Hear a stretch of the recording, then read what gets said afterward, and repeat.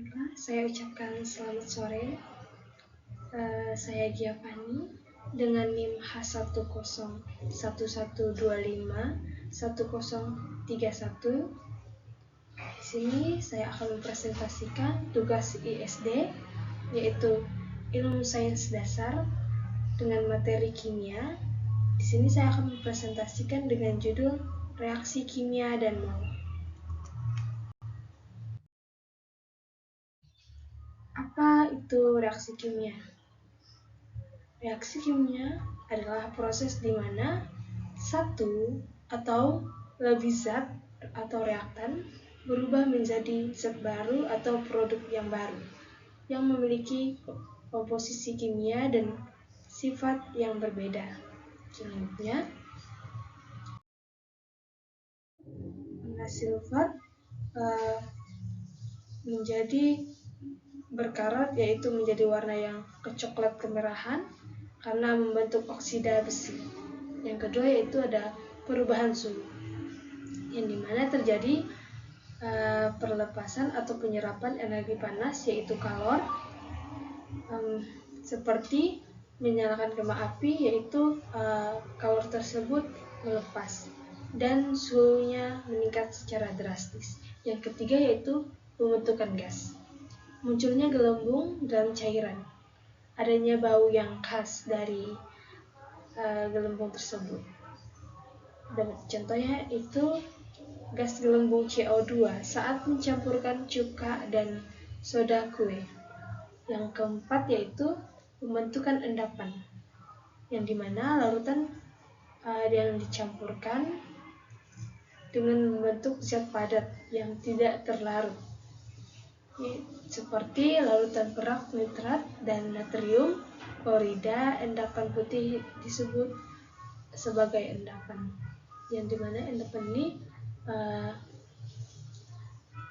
tidak bergabung menjadi satu atau terurai. Yang kelima yaitu emisi cahaya, yang dimana reaksi itu menghasilkan cahaya seperti kembang api yang meletus. Selanjutnya, jenis-jenis umum yang dapat kita lihat yaitu seperti reaksi pembakaran. Zat bereaksi cepat dengan oksigen, yaitu melepaskan panas dan cahaya. Yang kedua yaitu reaksi kombinasi antara dua atau lebih reaktan yang bergabung menjadi satu, yaitu menghasilkan produk yang baru. Yang ketiga yaitu reaksi dekomposisi, yaitu satu senyawa terurai menjadi dua atau lebih zat yang lebih sederhana. Yang keempat yaitu reaksi perpindahan, atau atom atau ion dalam senyawa itu bertukar tempat, ke tempat A dan ke tempat B. Yang kelima yaitu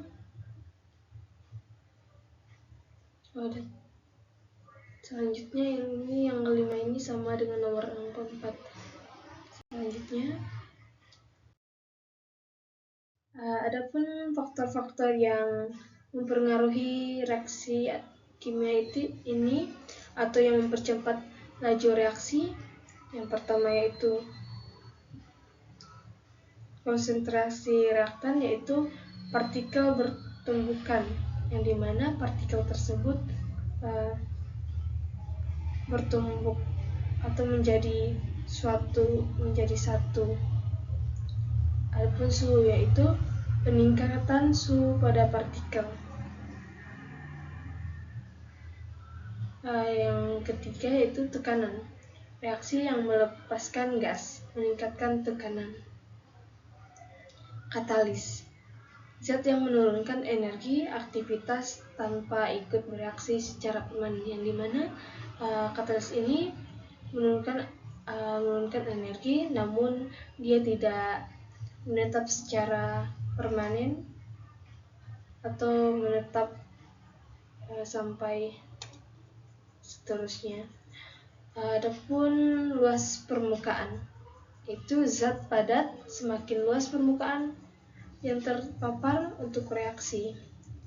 Faktor-faktor inilah yang dapat mempengaruhi laju reaksi.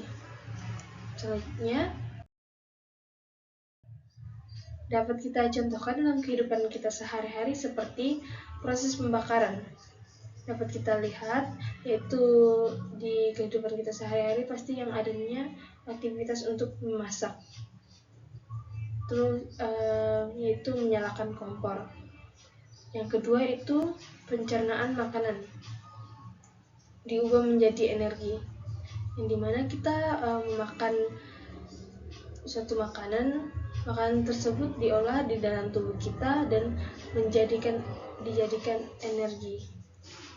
Adapun fotosintesis, tumbuhan menghasilkan makanan. Yang keempat, fermentasi, seperti agar mengawetkan suatu makanan, seperti membuat tempe. Tempe itu terbuat dari kacang kedelai. Selanjutnya,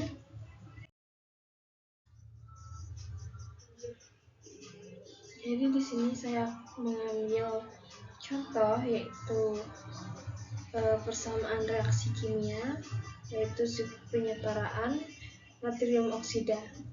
Di sini kita bisa lihat yang sebelah kirinya C-nya 3, H-nya 8, O-nya 2, yang sebelah kanan C-nya 1, H-nya 2, O-nya 3. Bisa dilihat di sini reaksinya belum setara. Maka di sini saya akan menjelaskan cara penyetaraannya.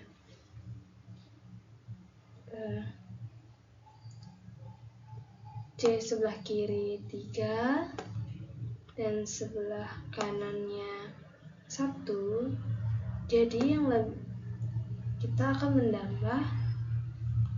menambah yaitu koefisien yang di depan senyawa kimia atau depan unsur kimia ini, yaitu 3, yang dimana 1 kali di sini bisa kita tulis 1, dimana 1 kali 3 menghasilkan 3, dan sebelah kirinya H-nya 8, sebelah kanannya H-nya ada 2, ini dia. Jadi supaya reaksinya setara, maka kita menambah koefisiennya, yaitu di depan H ini 4. 4 dikali 2 yaitu 8. Reaksinya sudah setara. Dan kita akan menyetarakan O-nya lagi. O di sini sama dengan 2, dan sebelah kanannya itu ada 1, 2, ini ada O-nya ada 2, di sini ada 1, jadi 3. Dan karena di depan C ditambah 3 koefisiennya, maka kita harus menyumbangkan itu 2 dikali 3, hasilnya 6, dan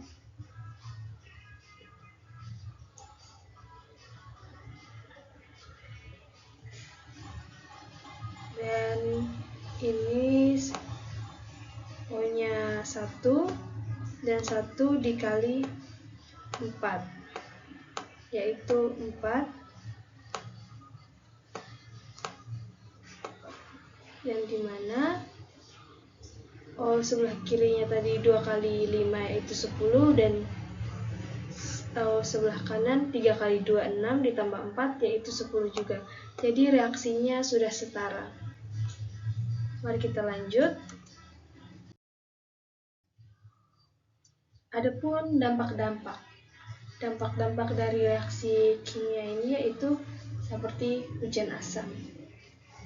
Dampak negatifnya, air di atmosfer membentuk asam sulfat dan nitrat yang dapat merusak lingkungan di sekitar kita. Adapun juga dapat merusak polusi udara seperti gas yang tidak sedap untuk kita hirup, yang dapat merusak organ di dalam tubuh kita dan mengganggu aktivitas kita. Dapat kita lihat yaitu seperti jaringan sampah organik yang mencemari udara. Adapun dampak positifnya yaitu fermentasi. Makanan menjadi produk baru. Seperti kacang kedelai ini diolah menjadi tempe, dan seperti ikan diawetkan agar menjadi tahan lama. Fermentasi ini juga bermanfaat untuk mengawetkan makanan supaya tidak cepat busuk. Adapun juga industri farmasi. Di industri farmasi ini dapat mengembangkan obat-obat yang baru, yang lebih efektif lagi untuk pengobatan. Selanjutnya, kesimpulan. Dapat kita simpulkan, reaksi kimia ini sebagai fondasi kehidupan kita, seperti di lingkungan, teknologi kita, dan inti dari segala perubahan. Dengan kita memahami reaksi kimia ini, kita mendapatkan kunci untuk masa depan yang lebih baik. Karena di kehidupan kita sehari-hari ini ada hubungannya dengan kimia, maupun kita hirup, maupun kita makan, maupun yang kita lihat sehari-hari. Selanjutnya,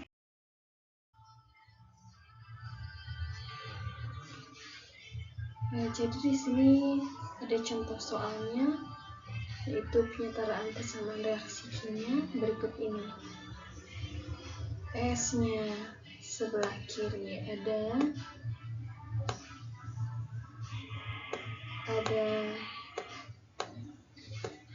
1, O-nya ada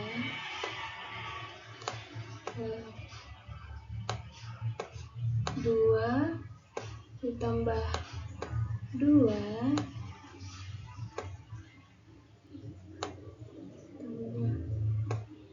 yaitu 4,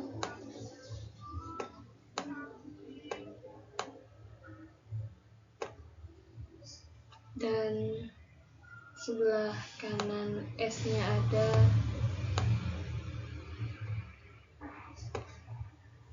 1,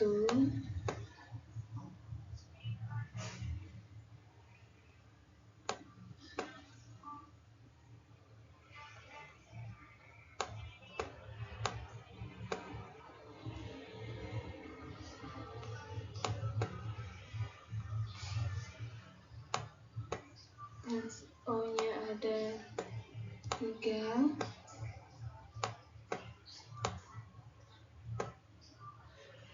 Jadi di sini kita bisa lihat S-nya sudah setara, dan kita lihat lagi sebelah kanan, S dan O-nya itu digabung. Jadi supaya hasilnya setara, kita akan menambah koefisien di sini yaitu 2. Dimana 2 kali 2 hasilnya 4 ditambah 2 hasilnya 6,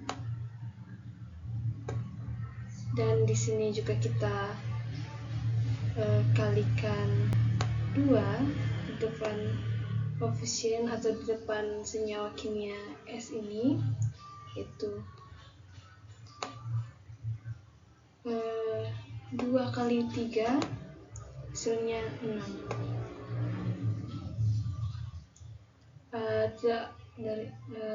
Dan kita akan mengalihkan lagi, yaitu S-nya.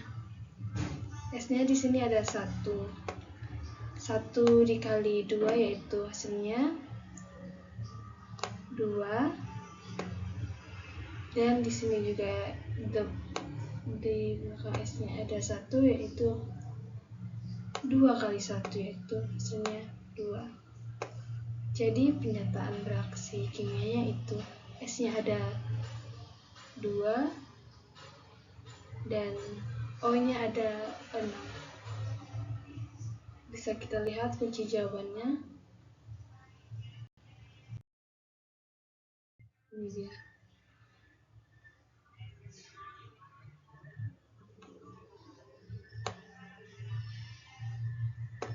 Sudah setara. Selanjutnya,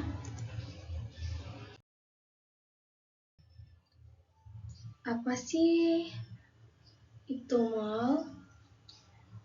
Mol itu adalah satuan SI untuk jumlah zat setara, yaitu bilangan Avogadro itu ada 6,022 kali 10 pangkat 23 partikel, dan sekumpulan mikroorganisme mempercepat penguraian bahan organik. Selanjutnya, mengapa kita penting mempelajari mol? Karena mol itu merupakan konsep dasar untuk menghitung material diukur secara mikroskopis seperti massa dan volume.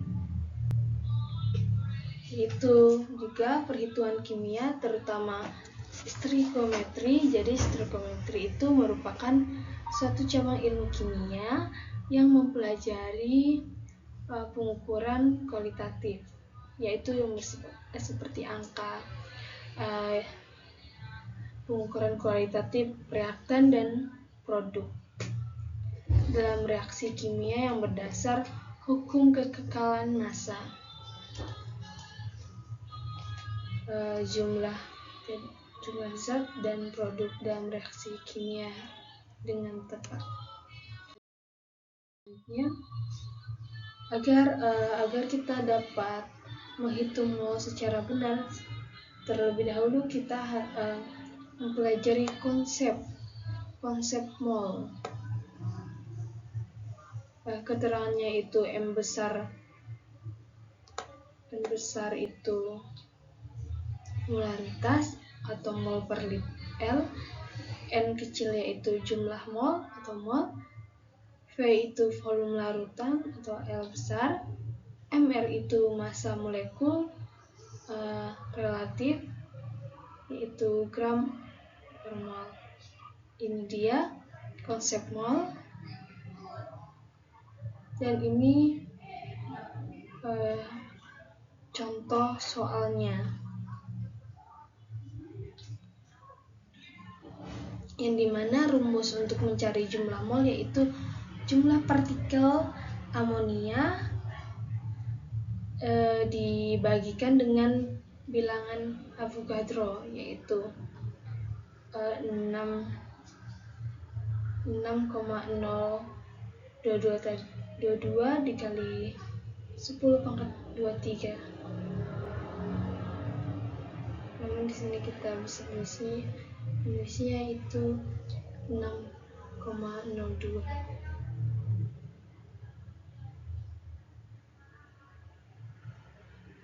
Dan hasilnya ada 500.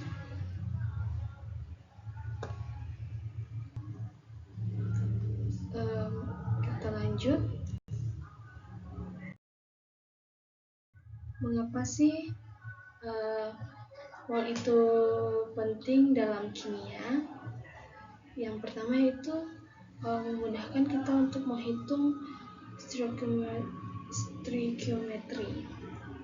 Jadi mol itu adalah suatu fondasi untuk perhitungan stoikiometri yang perbandingan kualitatif zat dalam reaksi kimia. Yang kedua itu menghubungkan teoritis dan praktis. Mol menjembatani dunia mikrobis, atom atau molekul dengan massa zat yang dapat diukur secara mikroskopis di laboratorium.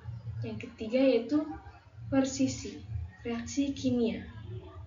Dengan mol ini atau dengan adanya mol ini kita dapat menentukan secara tepat berapa gram reaktan yang dibutuhkan atau untuk mendapatkan hasil suatu reaksi tersebut. Selanjutnya dapat kita simpulkan, mol itu seperti suatu hitungan dalam kimia. Jadi mol itu sangat penting karena membantu kita untuk menghitung jumlah atom atau molekul yang sangat kecil dan jumlah besar dengan cara yang mudah. Selanjutnya, baiklah, di sini ada contoh soalnya, itu ditanya menghitung jumlah partikel atom helium.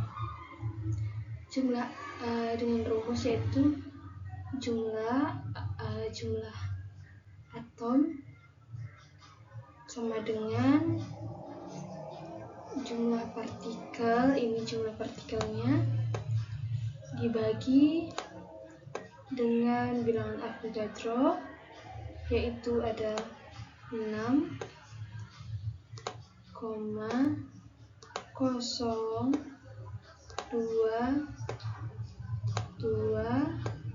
dikali 10 pangkat 23.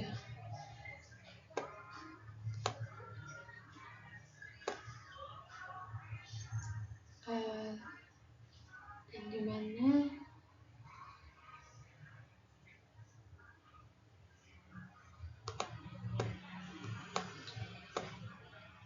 kita membaginya, yaitu dimana 12,044 dibagi 6,022, tinggal kita bagikan, itu hasilnya 2 dan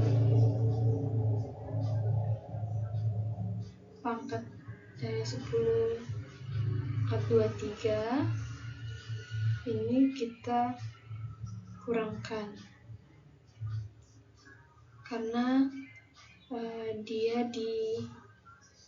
karena 12/0,4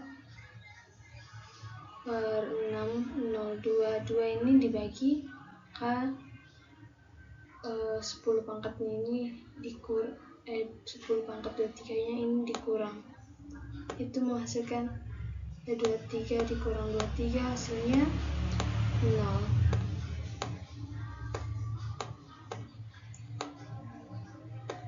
Maka hasilnya itu ada 2 mol di dalam partikel helium. Bisa kita lihat hasilnya, yaitu ini dia hasilnya.